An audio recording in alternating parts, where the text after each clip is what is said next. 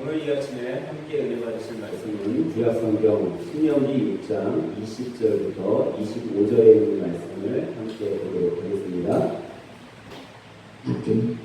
너는 내 아들에게 이르기를 우리가 일적에 애굽에서 바로의 종이 되었더니 여호와께서 권능의 손으로 우리를 애굽에서 인도하여 내셨나니 곧 여호와께서 우리의 목전에서 크고 두려운 이적과 기사를 애굽과 바로와 그의 온 집에 베푸시고 우리 조상들에게 맹세하신 땅을 우리에게 주어 들어가게 하시려고 우리를 거기서 인도하여 내시고 여호와께서 우리에게 이 모든 규례를 지키라 명령하셨으니 이는 우리가 우리 하나님 여호와를 경외하여 항상 복을 누리게 하기 위하심이며 또 여호와께서 우리를 오늘과 같이 살게 하게 하십니다.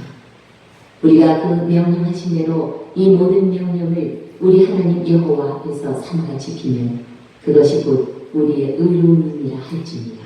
아멘. 오늘 말씀까지 보도록 하겠습니다. 할렐루야.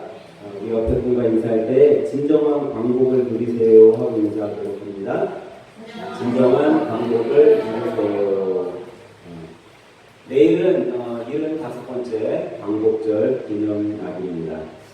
여러분들이 아시는 것처럼 광복절은 빛광에 찾을 글자를 써서 광복이라는 단어를 씁니다. 우리나라가 주권을 잃었다가 주권을 다시 회복하고 찾았다는 의미를 갖고 있습니다. 여기서 주권을 다시 찾았다는 그 의미 속에는 가장 큰 것이 뭐냐면 잃었던 그 자유를 다시 찾았다라는 의미를 갖고 있습니다.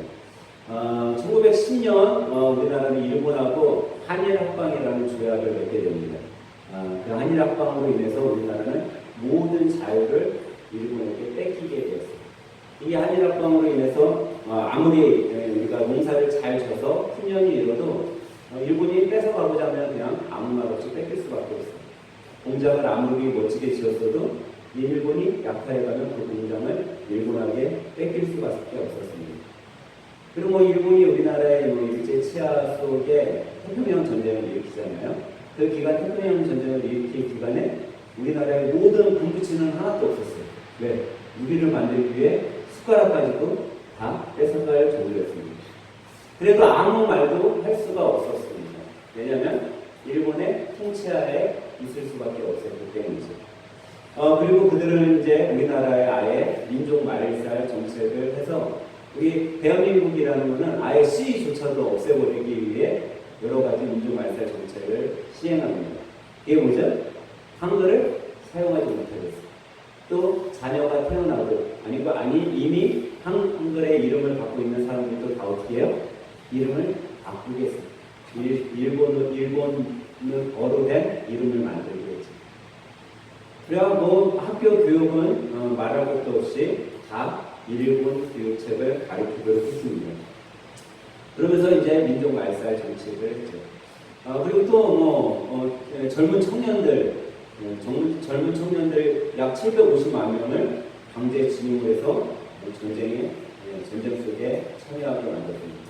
750만 명이니까는 여러분들 별 반응이 없으신데 인천 인구수가 몇 명이죠? 네, 거의 300만이죠. 290몇 만이라고 그러는데 300만이에요. 그럼 인천 인구수의 2배가 넘는 사람들이 다 전쟁에 끌려갔어요.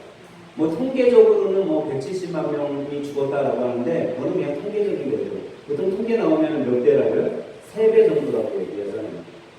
그러면 거의 한 500만 명의 젊은 친구들이 가서 죽은 거예요. 그러니까 인천이라는 도시에 애기, 노인이 할 것 없이 그런 사람들의 2배가 되는 사람들이 다 싹 죽은 거예요.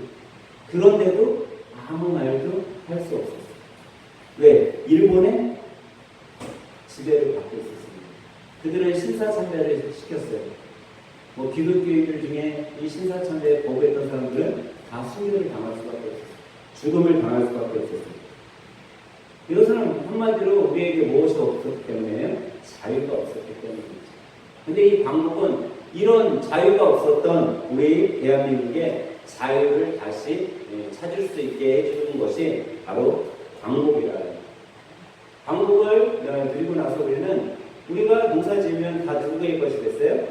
농사 지은 사람들의 것이 됐어요. 우리가 공장을 세워도 그 공장이 우리나라를 자유롭게 쓸 수 있고 내가 한글로 된 이름을 갖고 있어서 전혀 어디 가서 두려움 속에 살지 않아도 되는 그런 자유를 누리게 되는 거죠.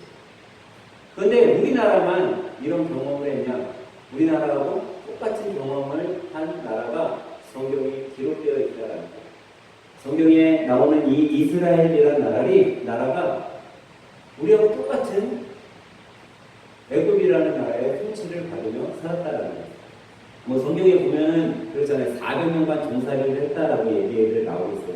근데 실질적으로 보면요, 이 이스라엘은 400년 동안 종살이한 거는 아니에요. 이 이스라엘이 애굽에 간 사건 여러분 왜 갔죠? 요셉이 애굽의 총리가 되고 온 지면에 뭐가 일었어요? 기근이 왔어요. 먹고 살 수가 없어서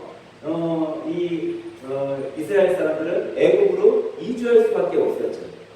근데 이 요셉이 애굽에서 총리로 통치하던 기간이 BC 1876년부터 1446년까지 약 200년간 요셉이 총리로서의 생활을 했어요. 그 당시 요셉이 총리로서 생활했을 때는 이스라엘이 종살이를 했겠어요? 안 했겠어요? 안 했겠죠. 그러니까 실질적으로 이스라엘이 종살이를 한 거는 약 200년이 좀 넘는 기간, 뭐 한 230년 정도, 그 정도 기간을 종살이를 했어요. 그러니까 실질적으로 이 200년, 우리나라는 몇 년 종살이 했어요? 35년간 종살이 했어요. 그런데도 너무나도 힘들고 어렵죠. 근데 이 이스라엘은 약 200년에 넘는 기간을 종살이를 하다가 이제 하나님께서 모세를 통해서 그들을 출애굽을 시키게 돼요. 그리고 하나님께서는 그들에게 십계명이라는 계명을 주고 율법을 주었어요. 근데 이 십계명 속에는 무슨 계명이 있냐면 6월절을 지켜라, 안식일을 지키라라는 계명이 있습니다. 그러니까 이 안식일을 지켜야 되는 계명은 뭐예요? 어떻게 해야 돼요? 꼭 행해야 된다라고 주신 계명이죠. 근데 오늘 말씀, 우리가 읽었던 이 신명기 6장 말씀은 무슨 말씀이냐면 하나님이 이미 세월의 흐름 속에 너희들이 애굽에서 종살이하던 생활, 너희들이 출애굽을 하고 하나님의 말씀대로 생활하면 내가 복을 주겠다는 그 모든 약속을 잊어버리는 시기가 올 거다. 너희 자손들이 이 6월절 또 애굽에서 종살이하는 걸 잊어버릴 때가 올 거야. 그때가 되면 이 말씀을 너희 자녀들에게 또 너희들도 기억하고 행해라, 가르쳐라 라고 오늘 말씀을 쓰신 거죠. 근데 이 말씀은 그러면 이스라엘에게만 국한돼서 하나님께서 말씀하시냐? 이거는 잘 보면요, 우리나라의 실정으로 너무 잘 맞아요. 우리나라도 일제 치하에 살았었잖아요. 그리고 방북을 했어요. 하나님께서는 어쩌면 우리나라를 향해서 이 말씀을 준비해 놓으신 걸지도 몰라요. 야, 대한민국아, 너희들 방북하고 시간이 흐르면 너희 자녀들이 그 일제 치하에 정말 자유가 없이 두려움과 고통 속에 살았을 때가 잊혀질 때가 올 것이다. 그러면 그때 이 말씀을 너희 자녀들에게 꼭 가르쳐라 라고 우리들에게 깨닫게 해주신 말씀이라고 합니다. 너무 신기하지 않아요? 우리는 75년밖에 안 지났어요. 지금 광복한 지. 근데 이 성경 말씀은 언제 쓰여진 거예요? 수천 년 전에 쓰여진 거예요. 교양 말씀. 근데 이미 하나님께서는 수천 년 전에 우리 대한민국을 향해서 말씀하셨다는 거예요. 우리의 자녀들이 이스라엘의 자녀들과 똑같이 잊어버릴 때가 온다. 우리의 자녀들이요, 일본에 대해서, 일본의 일제 통치를 받았을 때에 대해서 그런 고통과 그런 아픔에 대해서 지금의 자녀들, 우리 학생들이요, 몰라요. 얼마나 악랄하게 우리 부모님들을, 우리의 선조들을 괴롭혔는지조차도 생각지 않아요. 그냥 일본은 우리의 좋은 이웃나라야. 일본은 선진국이야. 그렇게 기억하고 있다는 거죠. 근데 여러분, 우리가 잘 알듯이 이 이스라엘은 이 애굽에서 종살이를 하고 난 다음에 그들은 바로 하나님이 약속해 주신 그 가나안 땅으로 들어가지 않았다라는 거예요. 그들은 무슨 생활을 했죠? 광야의 생활을 했어요. 40년이라는 광야의 그 힘든 고난의 시간을 가졌죠. 그들이 왜 그 고난의 시간을 가졌을까요? 그것은 하나님의 말씀에 순종하지 않았기 때문에 하나님께서 왜 이스라엘을 광복시켜 주신 그 광복의 목적을 깨달지 못하기 때문이라는 거죠. 우리도 똑같다라는 거예요. 하나님께서 왜 대한민국을 광복시켜 주셨는지, 왜 일본의 치하에서 우리를 자유하게 했는지를 깨달아야 된다는 거예요. 그 광복의 목적을, 하나님께서 주신 그 광복의 목적이 있다는 거죠. 오늘 본문 20절은요 이렇게 말씀하고 있어요. 후일에 내 아들들이 내게 묻기를 우리 하나님 여호와의 명하신 증거와 말씀과 규례와 법도가 무슨 뜻이뇨 하거든. 그러니까 우리의 자녀들이 그렇게 얘기한다는 거예요. 하나님께서 명령하신 것들, 그 명령하신 것들의 그 의미가 뭐가 있어요? 지금 우리 이렇게 살고 있는데, 이렇게 편하게 살고 있는데, 이렇게 자유롭게 살고 있는데, 그게 다 무슨 소용이 있어요? 하나님께서 유월절을 지키고 안식일을 지키라라고 하시면서 하나님의 말씀대로 살아야 된다라고 말씀하셨지만, 그것이 우리에게 지금 내가 살아가는 데 있어서 엄마 아빠 그게 뭐가 의미가 있어요? 라고 묻는다라는 거예요. 우리의 자녀들이 주일날 너희들 교회 가야 된다, 하나님 말씀에 순종하면서 살아야 돼, 우리 예수님 믿어야 돼, 엄마 아빠가 이렇게 얘기할 때 그게 나와 무슨 상관이 있어요? 라고 우리의 자녀들이 이야기한다라는 거예요. 왜 내가 주일에 교회에 가야 됩니까? 라고 반박한다라는 거예요. 그때 하나님께서 오늘 본문 말씀을 새기라 우리에게 말씀해 주십니다. 그래서 오늘은요 광복절을 맞아 여러분과 이 광복의 의미를 좀 살펴보면서 은혜를 나누려고 합니다.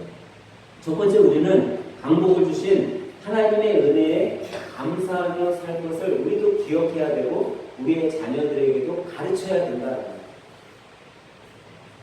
하나님이 우리들에게 광복을 주신 그 은혜를 감사해야 된다는 거죠. 오늘 보면 21절, 22절은 이렇게 말씀하고 있어요. 너는 내 아들들에게 이르기를 우리가 옛적에 애굽에서 바로의 종이 되었더니 여호와께서 권능의 손으로 우리를 애굽에서 인도하여 내셨나니 곧 여호와께서 우리의 목전에서 크고 두려운 이적과 기사를 애굽과 바로와 그 온 집에 베푸시고 라고 쓰여 있어요. 하나님은요 자녀들에게 먼저 이스라엘이 애굽에서 종살이했었던 사실을 가르쳐 주라고 했어요. 그럼 우리는 어떻게 가르쳐야 될까요? 우리가 일본에 종살이 있었던 것들을 우리 자녀들에게 가르쳐 줘야 된다는 거예요. 여러분, 애국 사람들이 이스라엘을 종살이 할 때 이제 하나님께서 그 종살이 하고 있는 이스라엘 사람들을 불쌍히 여겨서 이제 출애굽을 시키기 바로 직전까지 어떤 일들이 일어나요? 이스라엘 이웃 사람들이 부강하게 되었어요. 잘 살게 되었어요. 자녀들을 잘 쑥쑥 잘라서 숫자들이 많아졌어요. 그러자 이 애국 사람들이 어떻게 해요? 자기네가 이 이스라엘의 지배를 받을 줄 모르는 두려움이 생기니까 어떻게 해요? 아이를 죽이는 형벌을 내요. 깐난 아들을 죽이래요. 아들이 태어나면 다 나일강에다 갖다 던져서 죽여버리라는 거예요. 그러면 여러분들의 자녀가 낳았을 때 그렇게 죽이라고 하면 여러분들 어떻게 하시겠어요? 어떻게 해서든지 그들과 대적을 하든가 뭐 전쟁을 일으키든가 해야 될 거 아니에요. 지금 부강해졌으니까. 그런데 이들은 그냥 이 이스라엘 사람들의 애국의 소속으로 살았기 때문에 아무 말도 못하고 어떻게 해요? 자기의 자녀를 갖다 죽이기 시작했어요. 이게 속국으로 사는 사람들의 자유가 없는 거예요. 우리도 우리의 자녀들을 전쟁에 끌고 갈 때, 우리의 처녀들을 종군 위안부로 끌고 갈 때 아무런 반항을 할 수 없을 거예요. 그들이 내 아들을 내어달라, 전쟁에 보내야 된다 끌고 가면 그냥 눈물만 흘리고 내어줄 수밖에 없었어요. 우리의 딸들을 종군 위안부로 끌고 가는 것을 알고 있었지만 그들에게 내어줄 수밖에 없었어요. 왜? 힘이 없고 자유가 없었기 때문이죠. 그런데 이런 사실들을 하나님께서는 우리의 자녀들에게 가르치라고 오늘 말씀하고 있다는 거예요. 너희 자녀들이 지금 그 과거의 그런 역사를 잊어버리고 있다는 거예요. 그것을 기억해야지 하나님이 너희들에게 광복의 은혜를 끼친 그 사실에 감사하며 살아갈 수 있다는 거예요. 그런데 우리는 그렇게 하지 못하고 있다는 거죠. 우리의 자녀들은 자꾸만 잊혀져 가는데 알고 있지 못한 그 사실에 대해서 가르치려 하지 않는다는 거예요. 여러분 이스라엘에 가면요 나치 정권이 유대인들을 600만 명을 죽였잖아요. 이 600만 명을 죽인 그것을 기억하자면 기념관을 하나 세운 게 있어요. 이 우리나라로 말하면 박물관 같은 그런 기념관을 세웠죠. 그 기념관의 이름이 야드바심이라는 기념관이에요. 이 야드바심은 우리나라 단어로 얘기하면 기억이라는 단어예요. 이 이스라엘이 왜 이 기념관을 세웠냐 하면요, 그런 나치 정권에 의해서 핍박받고 아픔을 당하고 수많은 유대인들이 죽은 것, 수용소에 끌려가 죽은 것은 사실이에요, 아니에요? 역사적 사실이에요. 근데 이 역사적 사실은요, 시간이 지나면 잊혀지기 때문입니다. 그래서 그것을 기억해야 됨을 알기에 이 야드바심이라는 박물관 기념관을 만들어봅니다. 그래서 이스라엘 사람들은요, 자기 자녀들이 어느 정도 성장하기 시작하면 이 야드바심 박물관의 기념관에 다 데려가요. 그리고 또 한 몇 년이 지나서 아이들이 생각이 좀 바뀌고 좀 독일에 대한 나치 정권에 대한 그런 생각들이 좀 어떻게 보면은 희미해져 가면요, 다시 자녀들을 이 박물관에 데려오려고. 왜? 그때를 기억하게 만들기 위해서, 그 역사를 잊혀지지 않기 위해서. 여러분, 우리도 우리의 자녀들을 그렇게 길러야 된다는 거죠. 사실 표면적으로 보면요, 이제 일본이 우리나라를요 두렵게 하지 않아요. 그죠? 일본은 그냥 우리나라에 어떻게 보면 우방국처럼 생활을 해요. 그냥 우리나라에 정말 두려움이 있는 나라는 북한일 뿐이에요. 우리 자녀들도 그냥 그렇게만 생각해요. 근데 북한 역시도 설마 우리나라에 전쟁을 일으키고 쳐들어올까? 희미해져 간다는 거죠. 이럴 때 우리 부모들이 어떻게 해야 되냐면, 우리 자녀들에게 더 바른 역사적 사건을요, 기억할 수 있게 가르쳐야 된다는 거죠. 사실 여러분, 북한을 돕는 게 나쁜 걸까요? 아닌가요? 전혀 나쁘지 않죠. 북한은 우리가 도와야 되는 우리 같은 한민족이에요. 그런데 그들을 도우는 데 있어서 그냥 돕는 것이 아니라 하나님이 주시는 지혜대로, 하나님이 우리들에게 깨닫게 해주시는 그 깨달음대로 성경에 나오는 그 내 이웃을 도우라라는 그 하나님의 명령에 순종함으로 도와야지 일반적인 도움이 돼서는 안 된다는 거예요. 여러분, 하나님은요, 자유가 없어서 아무것도 할 수 없었던 이스라엘에게 자유를 주셨어요. 하나님은 자유가 없어 아무것도 할 수 없었던 이 대한민국에게 자유를 주셨어요. 근데 참 신기하게도 하나님께서요, 이스라엘에게 자유를 줄 때요, 여러 가지 이적과 기적을 일으키셨어요. 모세를 통해서 몇 가지 재앙을 내렸죠. 10가지의 재앙을 애굽에 내렸어요. 이 10가지 재앙이 내릴 때 애굽 사람들은요, 너무나도 두려워했어요.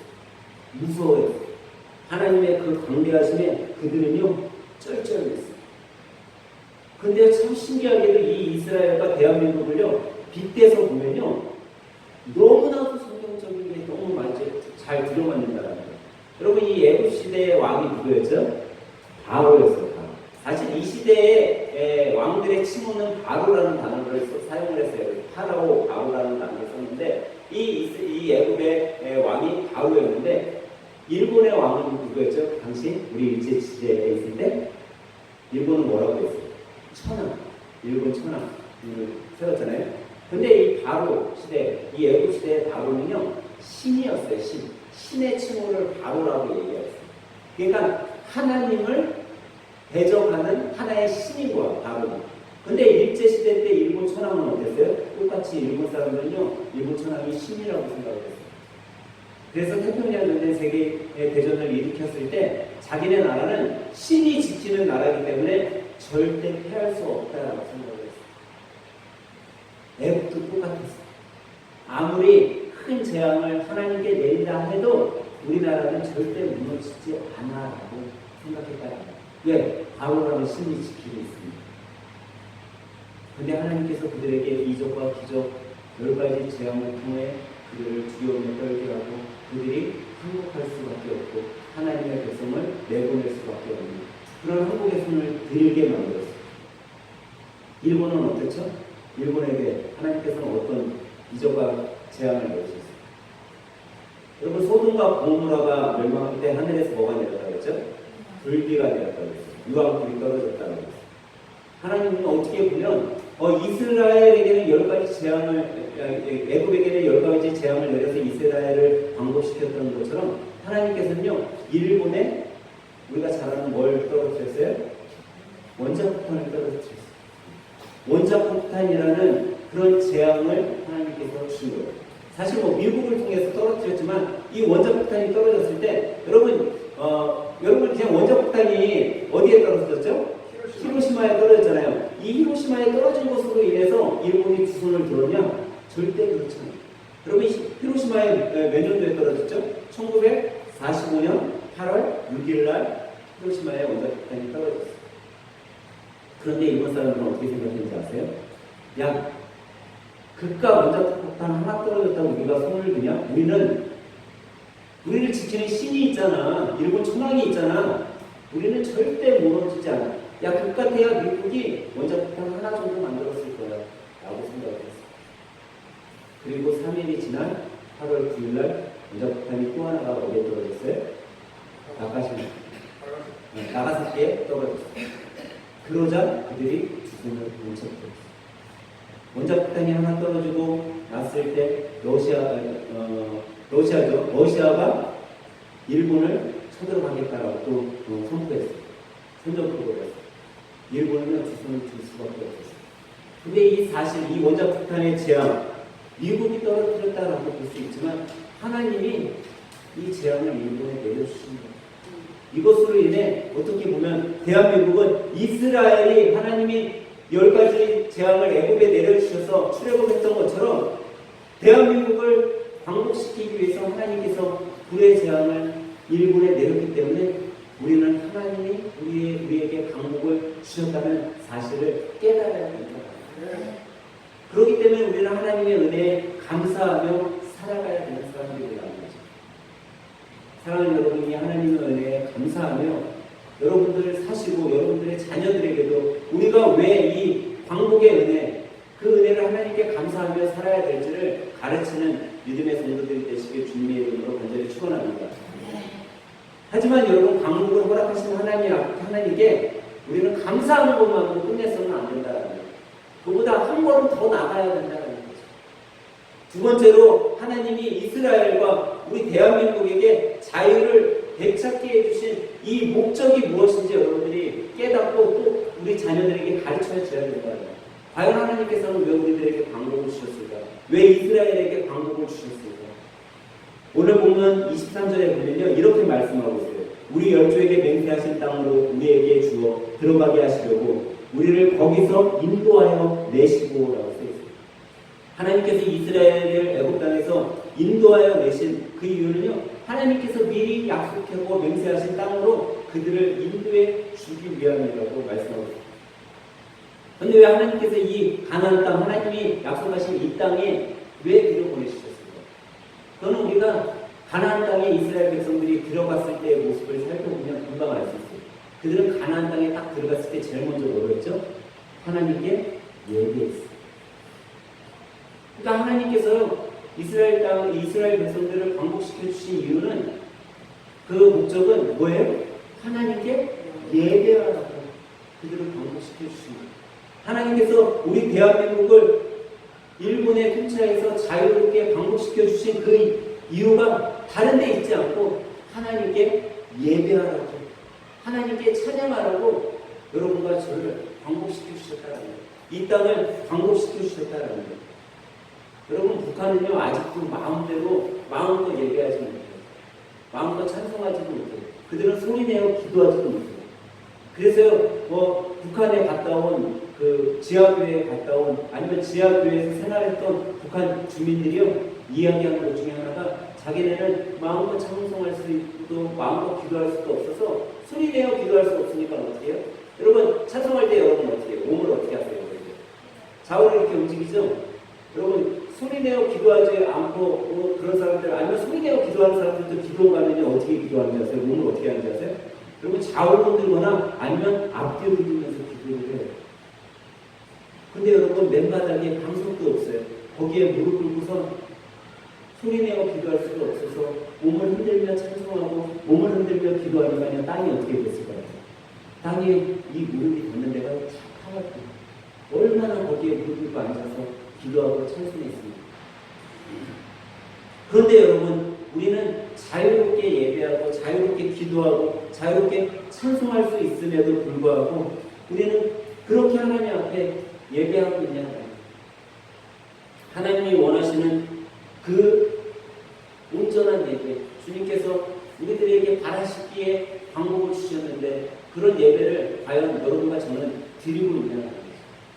우리는 오히려 설교가 조금 길어지면 왜 이렇게 목사님 설교가 길지 않으면 짜증을 내고 또 주일이 되면 주일에 교회 가야지 하는 거에 귀찮아하고 또 찬송을 부를 때 모르는 찬송이 나오면 아 왜 오늘 모르는 찬송을 하지? 하며 마음에 불만과 그런 것들을 표현하고 있지는 않아요.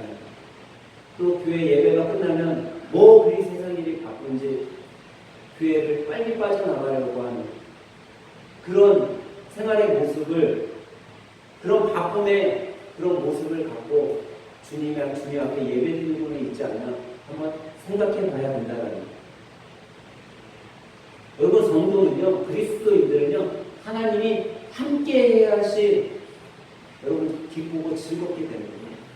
하나님이요, 우리 안에서 떠나가시면요, 그 기쁨이 사라지게 됩니다.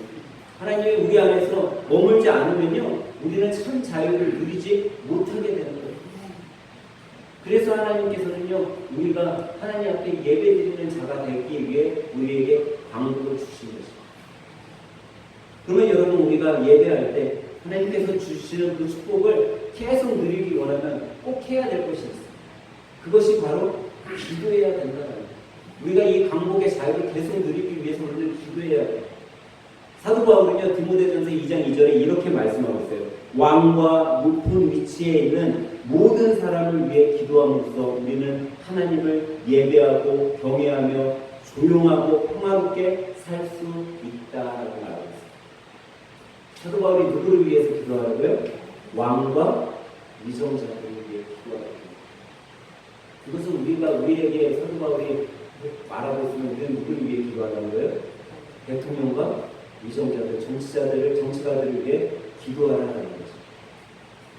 여러분, 요즘에 많은 교회들이 뭐 현 정권을 타도하자 외치는 사람들도 있어요. 그럼 저는 뭐 현 정권을 타도하지 말아야 된다, 현 정권을 옹호하거나 그런 뜻에서 지금 말씀드리는 거 아니에요. 여러분, 교회는요, 현 정치에 아부할 필요도 없어요. 교회는요, 그들이 제대로 된 정치를 안 하고 있을 때 그들에게 뭐 굽신거릴 필요도 없어요. 무서움에 떨 필요도 없어요. 하지만 하나님은요, 우리들에게 그들을 위해 기도하라고 말씀했어요. 설사 그들이 정치를 잘 못한다 할지라도 그 대통령과 정치자들을 위해 하나님을 두려워할 줄 아는 사람들로 이 나라를 정치하게 해다가 그들을 위해 강국하게 기도하라고 가르치고 있다는 거예요.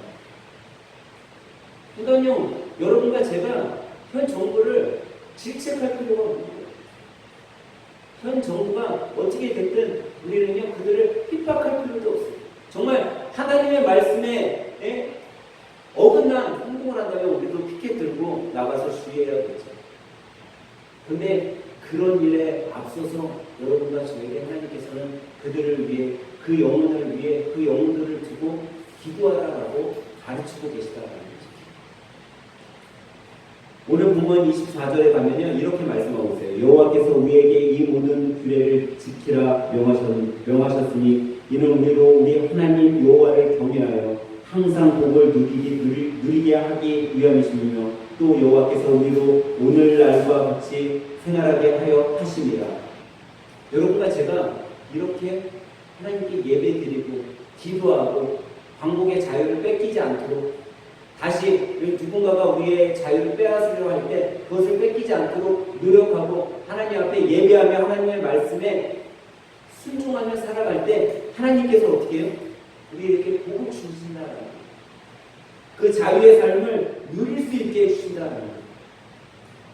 그래서 오늘 본문을 통해 우리가 세 번째, 하나님께서 우리들에게 깨닫게 하시는 그 방법의 목적은요, 너희들이 하나님 말씀대로 순종하기만 하면, 우리의 자녀들이 하나님의 말씀대로 순종하기만 하면 복을 받게 해주신다는 거예요.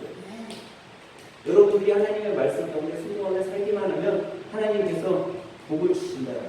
근데요, 성경의 복은요, 제가 가만히 살펴보면요, 하나님께서요, 우리들에게 복을 주실 때 뭐를 먼저 주시는지 아세요, 여러분? 하나님이 항상 땅을 먼저 주셨어요. 여러분, 아담과 하와를 하나님께서 창조하셨을 때 그들에게 어떤 땅을 주셨죠? 에덴 동산이라는 땅을 주셨어요. 그리고 우리가 잘 알고 있는 창세기 1장 20절에 보면 그들에게 뭐라고요? 생육하고 번성해서 땅에 뭐하라고요? 땅에 충만하라라고 그들에게 복을 주셨다. 근데 아담과 하와가 하나님의 명령에 어떻게 했어요? 불순종했어요. 하나님이 뭘 뺏어갔어요? 땅을 뺏어갔어요. 에덴 동산의 땅의 축복을 빼앗아 가셨어요. 근데 하나님은 그 빼앗아 가신 것으로 끝나지 않았어요. 하나님은 노아 시대의 노아에게도 축복을 해주셨어요. 노아의 가족들에게 뭘 주셨죠? 땅을 주셨어요. 노아 홍수로 인해서 여러분 그 땅을 하나님께서 주신 땅은 어떻게 됐어요? 빼앗길 수밖에 없어요. 왜 근데 노아 홍수의 사건이 일어났죠? 그들이 범죄했기 때문에 하나님이 땅으로 주시고 축복해 주시려고 했는데 그들이 범죄하니까 어떻게 해줬어요? 하나님께서 그 땅을 빼앗아 가셨어요. 근데 이때도 창세기 9장 1절에 보면요, 똑같이 아담과 하와에게 땅을 주시고 축복하셨던 그 말씀을 똑같이 하고 계세요. 하나님이 노아와 그 아들들에게 복을 주시며 그들에게 이르시되 생육하고 번성하여 땅에 충만하라. 똑같이 해요. 하나님은요, 어떤 복을 주실 때 먼저 우리에게 땅을 주신다. 여러분, 광복은요, 뭘 찾은 거예요? 땅을 찾아주시고, 여러분과 저에게 이 나라, 대한민국이라는 땅을 찾게 해주시고, 땅에 축복을 주셨어요. 그리고 그곳에서 하나님께 예배하고 하나님의 말씀대로 살아가면 축복받을 것을 약속해 주십니다. 여러분, 일본이요, 우리나라를 이제 일제치하에 있을 때 우리나라에서 뺏어간 것들이 많이 있잖아요. 근데 그 중에 가장 큰 걸 뺏어가려고 했었던 게 바로 땅이었다고요. 근데 뭐 했죠? 여러분, 전국 농토의 40%를 빼앗기 위해서 뭐 했어요? 토지조사 사업이라는 것을 펼쳤어요. 그리고 그 당시 우리나라 사람들 배우지도 못했기 때문에 이 토지조사 사업이 뭐였냐면 말 좋게는 너희들 너네 땅 와서 신고해. 그러면 내가 너네 땅 인정해 줄게. 이거예요. 그럼 가서 내 땅 신고만 하면 내 땅 인정받아요? 안 받아요? 받아요. 근데 수십 년을 그냥 자기네 땅으로 농사 짓고 일궈왔던 사람들이 야, 이거 내 땅인데 무슨 신고를 해? 이거 내 땅이야. 아, 김씨네 이거 내 땅인지 알아 몰라? 알아요. 박씨네 이거 내 땅인지 알아 몰라? 알아. 이거 내 땅인데 왜 지네가 알려? 가서 신고 안 했더니 다 뺏어갔어. 네. 땅이 축복이 되면 이 사람들을 알았습니다. 땅을 먼저 뺏어가셨어요. 근데 그 땅을 하나님께서 방법을 통해서 여러분과 저에게 우리 대한민국에 다시 돌려주셨어요. 왜 다시 돌려주셨을까요? 축복 가운데 살라고, 복 받고 살라고. 근데 그 전에 하나님께서는 그 복을 받기 위해서 꼭 우리들이 해야 될 것이 있다라고 했어요. 그게 뭐예요? 하나님 말씀에 순종하는 것. 여러분, 우리나라가 지금 여러분 잘 살게 된 가장 큰 이유가 뭔지 아세요? 하나님께서 강복을 주시고 이 땅에 이 대한민국에 땅을 주셨을 때 이 대한민국 땅 전역에 무엇이 세워진지 아세요? 교회가 제일 먼저 세워졌어요. 어떤 큰 공장이 세워지지 않았어요. 수많은 지역에 교회가 제일 먼저 세워졌어요. 이 교회를 통해서 하나님의 말씀에 순종하고 하나님께 예배드리는 자들이 늘어나니까요, 하나님이 축복해 주시기 시작한 거예요. 여러분, 우리나라 지하자원 있어요, 없어요? 우리나라 지하자원 없어요. 있다는 게 하나의 인적 자원이에요.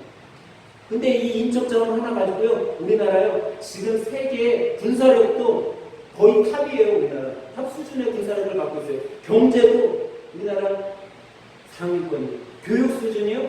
여러분, 미국 선진국이라고 하잖아요. 미국 문맹률이 몇 프로인지 아세요? 미국 자기네 영어 글씨를 못 읽는 사람이 몇 프로인지 아세요? 20%예요. 우리나라 지금 글 못 읽는 사람이 여러분 몇 프로가 될 것 같아요? 네? 1%가 안 되고 1%. 그 1%도 80세 이상 이후입니다. 나머지 분들은 다 떠듬떠듬이라도 글씨를 읽는다. 그러면 어떻게 보면 0%가 0%. 그렇게 높은 교육 수준을 갖고 있어요.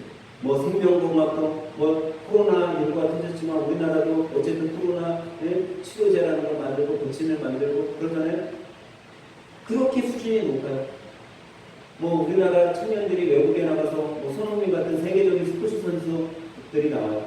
완전 스포츠 강국이에요.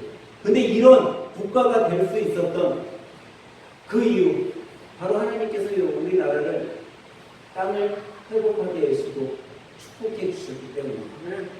근데 우리가 이것을 참 유지하기 위해서 하나님께서는 여러분과 저에게 말씀하시고 계세요. 하나님의 말씀에 순종하면서 살라고. 여러분 우리나라가요, 일본의 방법을 누리고 난 다음에요, 바로 잘 살고 좋게 행복하게 살 수 있게 되었던 것은 아닙니다. 그리고 뭐가 터졌죠? 6.25라는 전쟁이 터졌어요. 그 6.25의 그런 비참한 현실이 있었어요. 근데 그때 6.25가 끝나고 난 다음에 우리나라에 많은 선교 일자리들이 들어왔는데 그때 가장 큰 역할을 했던 그런 선교단체가 월드비전이라는 선교단체예요.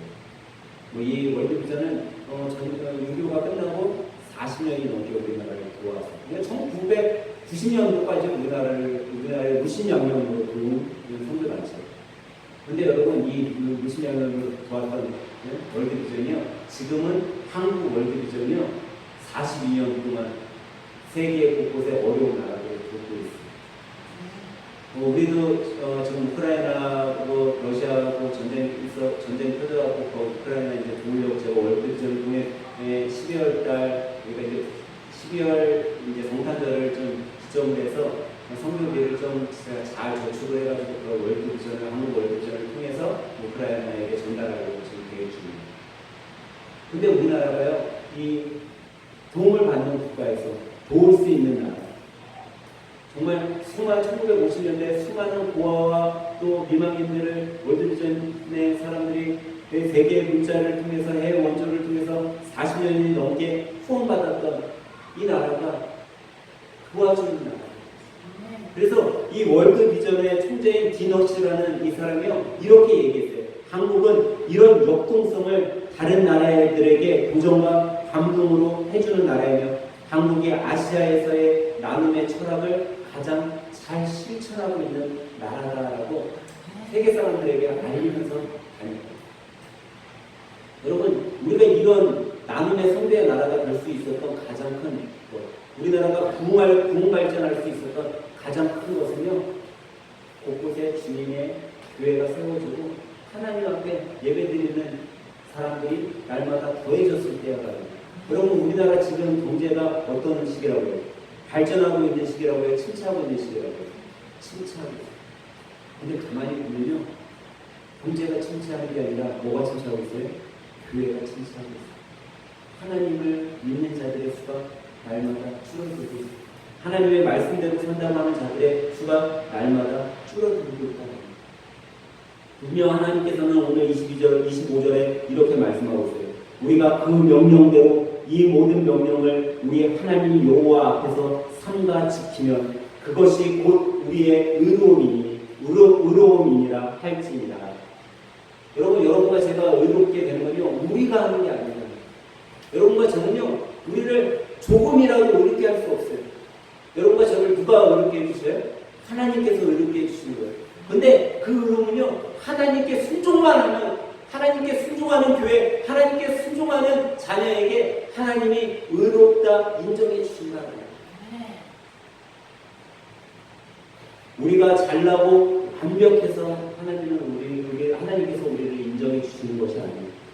하나님께서는 그냥 우리가 하나님의 말씀에 순종만 하면, 하나님을 경외하고 하나님께 예배드리면 그런 하나님의 자녀를 의롭게 여겨주시고 하나님이 약속해 주신, 하나님이 그 맹세한 그 축복의 땅으로, 축복의 통로로, 축복의 삶으로 여러분과 저를 인도해 주신다 약속하셨습니다. 그렇기 때문에 우리는요, 과거의 나쁜 습관, 과거의 나쁜 잘못들을요, 하나님 앞에 회개하고요, 하나님 앞으로 다시금 주님 앞에 회개함으로 나와서 하나님의 말씀에 순종하며 살기만 하면 주님께서 그 모든 죄, 지난 여러분들이 지난 한 주간 지었던 모든 죄까지도 하나님께서 용서해 주시고 축복해 주시겠다 약속하셨기에 여러분들 그 하나님 말씀에 순종할 수 있는 결단을 이 시간 하시기 바랍니다.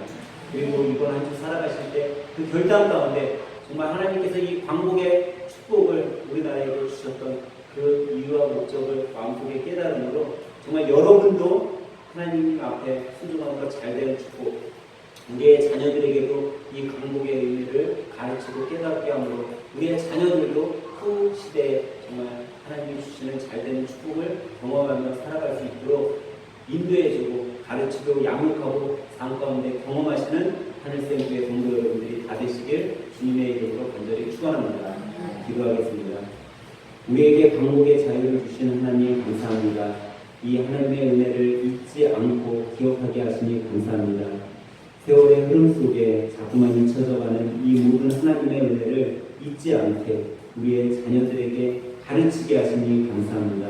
이번 광복주의를 맞아 하나님이 주신 광복의 은혜와 이 광복의 축복을 받은 자로 하나님께 예배하고 하나님 말씀에 순종하는 삶을 사는 우리가 되도록 성령님 인도하여 주시옵소서. 오늘 말씀 가운데 주님의 그 은혜를 기억하게 하시며 우리에게 깨달음을 주신 예수님의 이름으로 감사하며 기도하옵나이다. 아멘.